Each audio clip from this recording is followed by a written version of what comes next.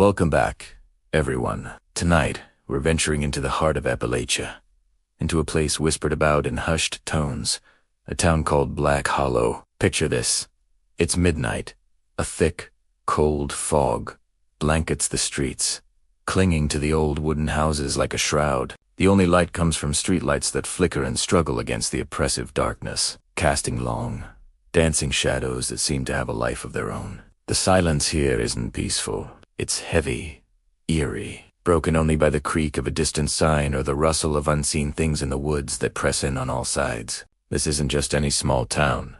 This is Black Hollow, a place where the veil between our world and another feels terrifyingly thin. Local legends say that Black Hollow wasn't always this way. It was once a bustling mining town, full of life and hope. But a disaster deep within the earth, a mine collapse of catastrophic proportions, changed everything. They say the miners didn't just lose their lives, they lost their souls, trapped in the eternal dark beneath the town's feet. Ever since that fateful day, residents started reporting strange occurrences. First, it was the sounds faint, tapping from beneath the floorboards, whispers carried on the wind that sounded like names of the living. Then came the apparitions, shadowy figures seen at the edge of the woods, faces peering from the windows of abandoned homes. People started leaving, one by one, driven away by a fear they couldn't explain. Now, Black Hollow is a ghost town in every sense of the word. The few who remain are hardened, their eyes holding a deep-seated caution.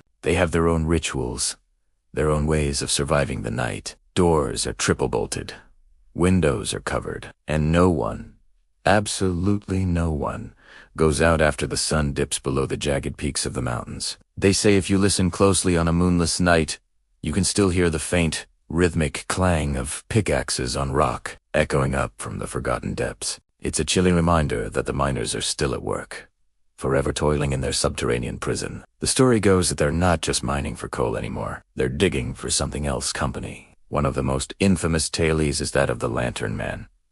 He's said to be the spirit of the old mine foreman, eternally searching for his lost crew. He appears as a single, bobbing light in the distance, a lonely lantern swinging in the impenetrable darkness of the woods. Many a lost traveler, thinking it's a sign of help, has followed that light, only to be led deeper and deeper into the forest, never to be seen again. The old-timers will warn you, if you see the light, turn and run. Don't call out, don't follow. It's a beacon of despair, not of hope.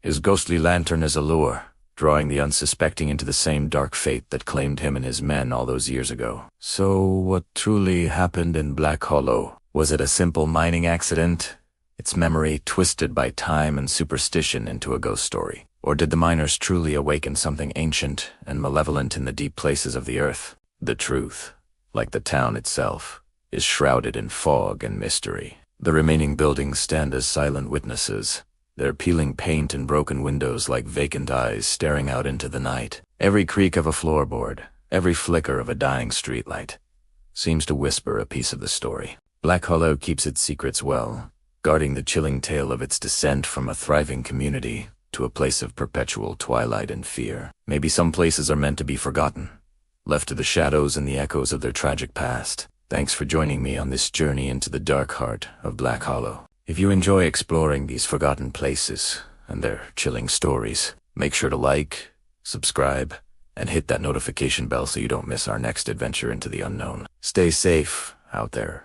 Have you ever heard of a town where time simply stopped? Not just the clocks, but the people, too. Today, we're diving into the chilling mystery of Havenwood, a small, forgotten town where every single resident is frozen in time. Imagine walking into a house. A family sits around the dinner table, food untouched. Their eyes are wide open, staring into space.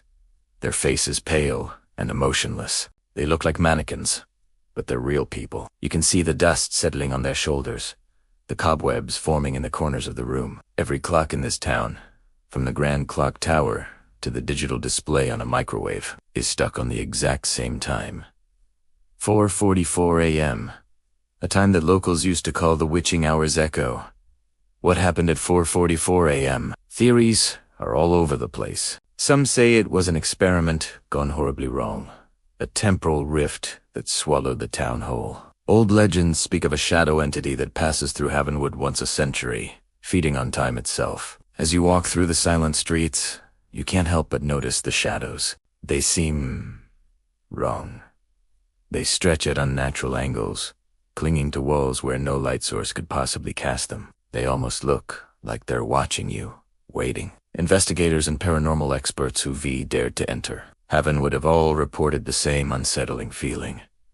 A profound, bone-deep silence. It's not just quiet. It's the absence of sound, the absence of life, the absence of time itself. Their equipment often fails. Batteries drain in an instant, and compasses spin wildly. Some have even claimed to see the shadows move out of the corner of their eyes, whispering things that logic says can't be real. One researcher's last journal entry was found on a kitchen counter, the pen still in his hand, his body frozen just like the residents. The entry read, "It's not that time has stopped, it's that something has trapped it. And now, it's trapping us too. The most terrifying part. The residents' eyes, they're all looking forward, but it's as if they're all looking at the same thing. Something invisible, something that was in the room with them right at that fateful moment. Are they conscious, trapped inside their own bodies, reliving that 1 second over and over for eternity? The thought is more horrifying than any monster. Is Havenwood a glimpse into a failed timeline, a quarantine zone for a cosmic horror we can't comprehend? Or is it a warning? The government has since cordoned off the entire area, declaring it an environmental hazard, but we know that's just a cover story. Something is in Havenwood, a silent, patient predator made of stolen moments. The clocks are still ticking somewhere, but not for the lost souls of this forgotten town. What do you think happened at 4:44 a.m.? Let me know your theories in the comments below. And if you enjoyed this dive into the unknown, make sure to like and subscribe for more mysteries. Thanks for watching. Hello everyone, and welcome back to the channel. Today, we're diving deep into the art of crafting suspense and terror through visual storytelling. We're going to break down a fascinating creative prompt and explore how you can turn a single, powerful image into a compelling narrative that will have your audience on the edge of their seats. The prompt is a terrified doctor flipping through old death records in a dimly lit room. Papers scattered, candlelight, casting dramatic shadows. Shocked, expression, dark, horror mood. Cinematic, USA, Appalachian town interior. Just from that description, a whole story starts to form in your mind, right? That's the power of strong imagery. Let's start with the character, a doctor. Doctors are symbols of science, logic, and control. So, when you see one terrified, it immediately raises the stakes. What could possibly shake a person who deals with life and death every day? This isn't just fear. It's the shattering of a worldview. The doctor's shock suggests they've found something that defies medical explanation. Something impossible. Now, let's look at the setting. An Appalachian town. This isn't just a random location. Appalachia is rich with folklore, ghost stories, and the history of isolation. It brings a specific flavor of dread, a sense of old secrets buried in the hills, of communities that live by their own rules and their own myths. The dimly lit room and candlelight aren't just for atmosphere. They tell us this is happening somewhere remote, maybe off the grid, or perhaps in a place so old that modern electricity feels like an intrusion. The candlelight makes the shadows dance, turning every corner of the room into a potential threat. What's lurking just beyond the light? The core of the scene is the action. Flipping through old death records. This is where the mystery unfolds. What is the doctor looking for? A pattern? A name? Maybe the records show a series of deaths, all officially explained, but the doctor has discovered a horrifying, hidden connection. Imagine the sound, a dry rustle of old paper, the doctor's ragged breathing, the flicker of the flame. Each turn page could bring him closer to a truth that no one was ever meant to find. The scattered papers show his desperation. He's not just researching, he's frantically searching for an answer before it's too late. So, how do we build this into a story? Let's brainstorm. Maybe our doctor, let's call him Dr. Alistair Finch, is a city doctor who moved to this small Appalachian town for a quiet life. He's a man of science, skeptical of the local superstitions. But then, a patient dies in a bizarre way, a way that reminds the town's elders of an old, forgotten plague. Warnim, but he dismisses it as folklore. Driven by his professional curiosity and a nagging sense of unease, he begins digging into the town's archives. He finds the death records, stored away in the basement of the old town hall. As he reads through entries from decades, even centuries ago, he finds the same pattern, the same strange symptoms, the same unexplained cause of death he just witnessed. The shocking realization hits him.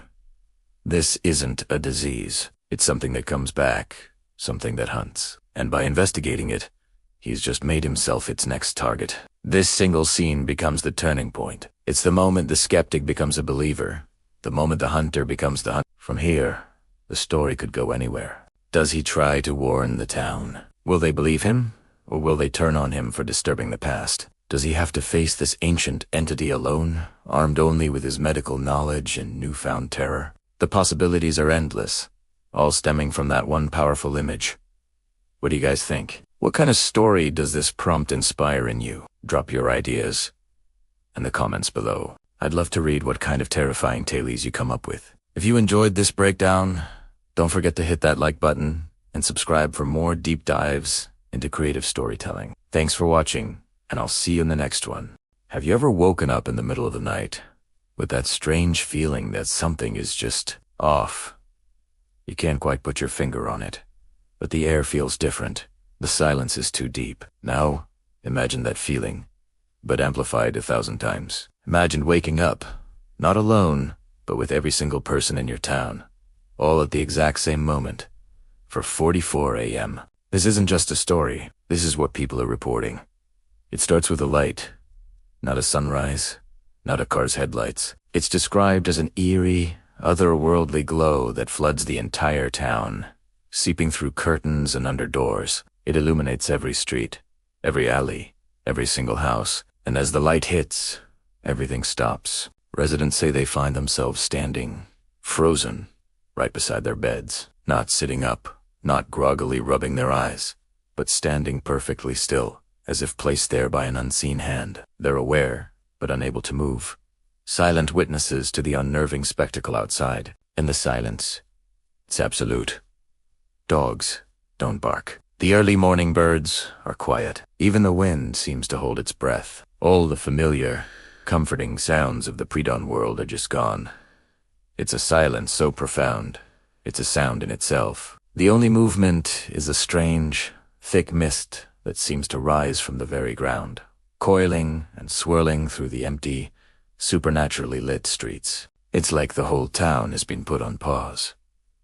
A cinematic, wide-angle nightmare where everyone is a character in a play they don't remember joining. They can see their neighbors' windows, also glowing with that same strange light, and they know, Husk know, that on the other side of that glass, their neighbors are standing too.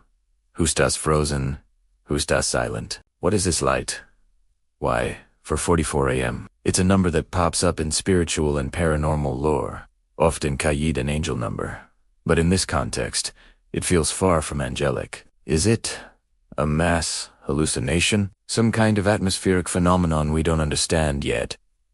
Or is it something else? Accounts from different towns describe the exact same details. The sudden light, the paralysis, the total silence, the rising mist. It's as if a switch is flipped, and for a few terrifying minutes, the world as we know it is suspended. Then, just as suddenly as it began, the light fades. Movement returns. The first bird chirps. The wind rustles the leaves. And everyone is left standing in the dark, heart pounding, asking themselves the same question. What just happened? There are no official explanations. No scientific papers. Just a growing collection of chilling testimonies shared in hushed tones online. People are trying to piece it together, looking for patterns, for answers. Was it a warning? A test? A glimpse into another reality? The event leaves no physical trace, only a deep, lingering sense of dread and the haunting memory of being a frozen statue in a silent, glowing town. What do you think's going on? Have you heard of this phenomenon? Or experienced something similar? Let me know your theories in the comments below. This is a mystery that's too big and too strange to ignore. Thanks for watching. And if you're intrigued by the unexplained, Make sure to subscribe for more deep dives into the unknown. Stay safe, and maybe set your alarm for 4:45.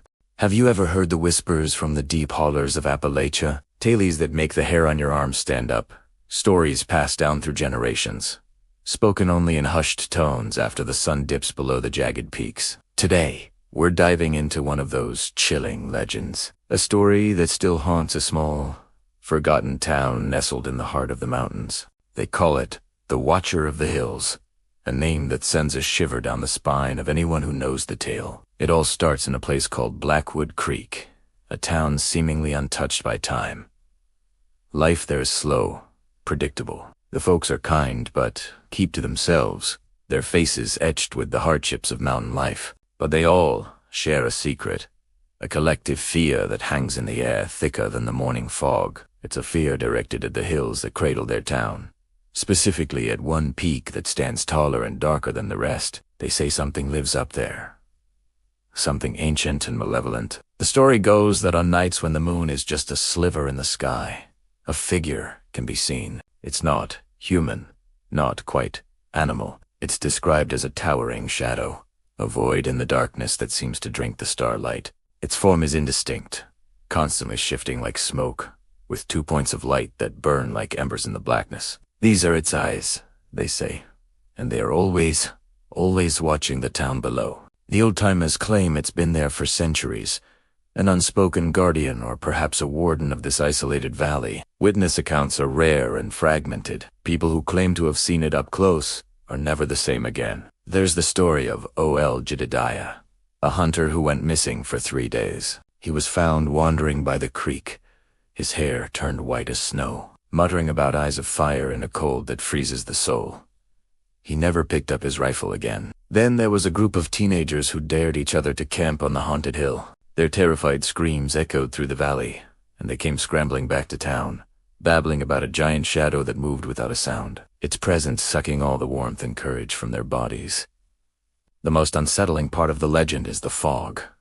They say the creature brings it, a thick, unnatural mist that rolls down from the hills, swallowing everything in its path. It's cold, damp, and carries a strange, earthy smell, like a freshly dug grave. When this fog descends upon Blackwood Creek, everyone knows to lock their doors, shutter their windows, and not make a sound. They believe the Watcher walks among them during these times, its glowing eyes peering through the haze, searching what it's searching for.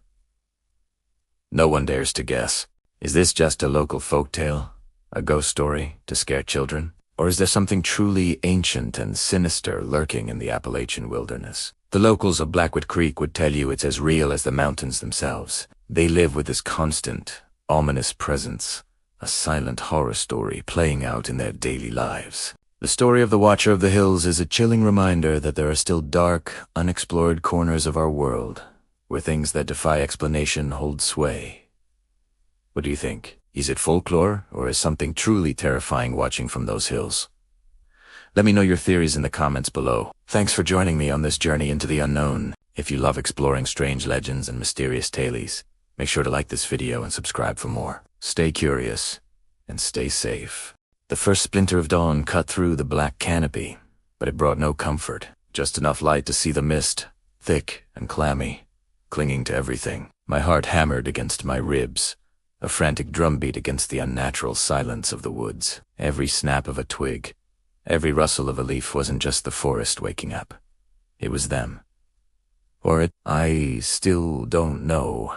My breath came in ragged, burning gasps. The air, heavy with the smell of damp earth and decay, felt too thick to breathe. I risked a look over my shoulder. Nothing but shifting gray fog and the skeletal silhouettes of trees.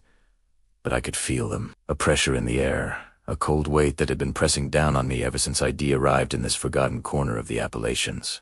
I'd come here to help, to bring modern medicine to a place that time had left behind. They welcomed me with quiet smiles and wary eyes. They spoke in hushed tones of old ways, of things that lived in the hills, things that demanded respect. I'd dismissed it all as folklore, the superstitions of an isolated community. What a fool I was. The old houses, clapboard and weathered gray, were swallowed by the fog behind me now. I remembered the windows, like vacant eyes, watching my every move from the moment I drove into town. There was no warmth in those homes, only secrets, generations deep.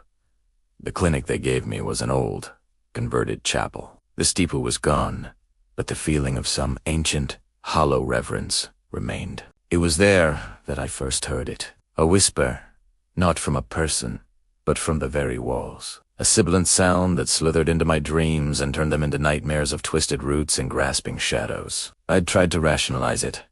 Stress. Isolation.